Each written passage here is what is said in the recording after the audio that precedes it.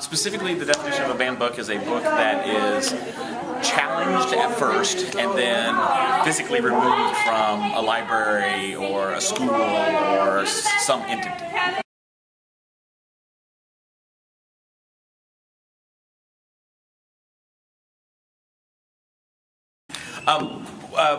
As we talked about tonight, I think it truly is that expression of ideas. First Amendment truly says, freedom of speech, and I think it falls into that category. I think that's the reason why, you have to point out when those kind of events happen, and so for me personally, it's a matter of that.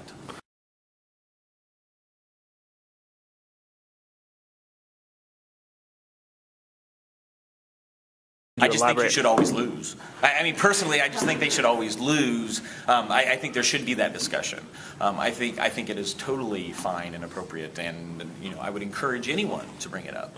However, it's when it becomes the act of one that kind of removes the book, and again, that's what kind of the court cases we were highlight, where it's the removal of the book from one perspective over the society as a whole. That should be a societal discussion.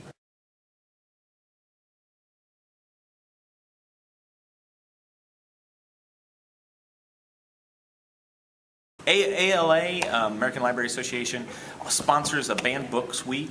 We are actually unique in the fact that we do this event in the spring. It's because it's a fall week in which libraries, schools, they have all sorts of Facebook things and social networking things where they highlight that. For me, teaching future high school English teachers and middle school English teachers, we talk about censorship because, of course, the English classroom is truly the most likely place that a book is going to be potentially challenged in a school setting. So we talk about preparing for that by one of their assignments in an adolescent lit course that I do is they have to create rationales for why you bring a book in that could be potentially challenged at some point. So offering those kind of examples on the pre-service teacher level is one of the ways that we do it. But then also there's, of course, national and international kind of events as well.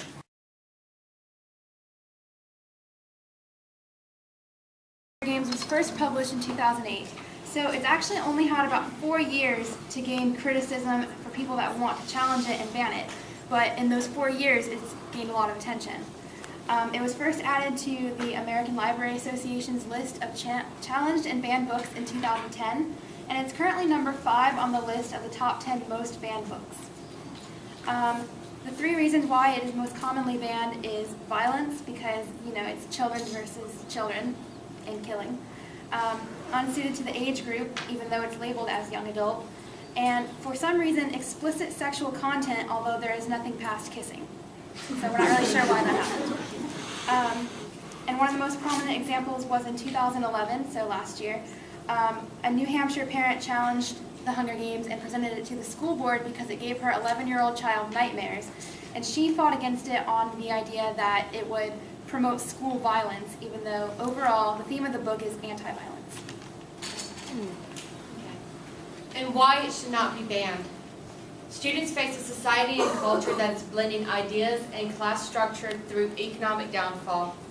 Many are faced with the hardships of surviving in their own families or know of a friend whose family is struggling to survive. When they hear the term survival, they think of Darwin's Survival of the Fittest, the reality show, TV show Survivor, or what people had to do to find food in the distant past. Hunger Games is a dystopian novel, specifically an adolescent literature dystopian novel that young teens can begin to understand the meaning of survival in an established society. It harkens back to classic dystopian novels like Orson Welles' 1984, Aldous Huxley's A Brave New World, and Ray Bradbury's Fahrenheit 451, which have been found in high school and middle school curricula. Hunger Games connects to the curriculum through the instruction of South Carolina state standards that state, quote, "The student will read and comprehend a variety of literary texts in print and non-print formats in order to analyze the text and evaluate the use of figurative devices. By incorporating it, students will be able to analyze the 3 texts and evaluate the devices of figurative language through relevant literature that they identify with. Hunger Games allows students to investigate propaganda, and the historical context found in them to connect with other content areas like history and math through the study of the past and the statistics of survival. The Hunger Games connects with the history through modeling gladiatorial games found in Roman history and the use of Roman historical names, which the characters in the Hunger Games exhibit in their roles and actions. The Hunger Games give students the chance to investigate the implications of a society based on propaganda and viewing the demise of people in reality situations. It allows students to relate real-life scenarios that they view on TV in the 21st century with what could happen if our society progressed like this further. By having the students study and read the Hunger Games, they become invested in their learning, making history and literature concepts relevant and connected in their own lives. The Hunger Games is one of a new generation of dystopian young adult lit that has a strong female role that provides a healthy model for young women to emulate. Katniss refuses to be pressured by those around her to control her actions. Instead, she thinks through her actions carefully and weighs her options. She only expresses emotion toward Peeta when she truly feels emotion for him or when she is attempting to save his life. She manipulates the Capitol in order to protest the games through her actions in the arena. She creates a revolution against the Capitol to change her society. Our roles are to teach our youth to know the differences between right and wrong in our society, and to have the strength to stand up to those who are abusing their power.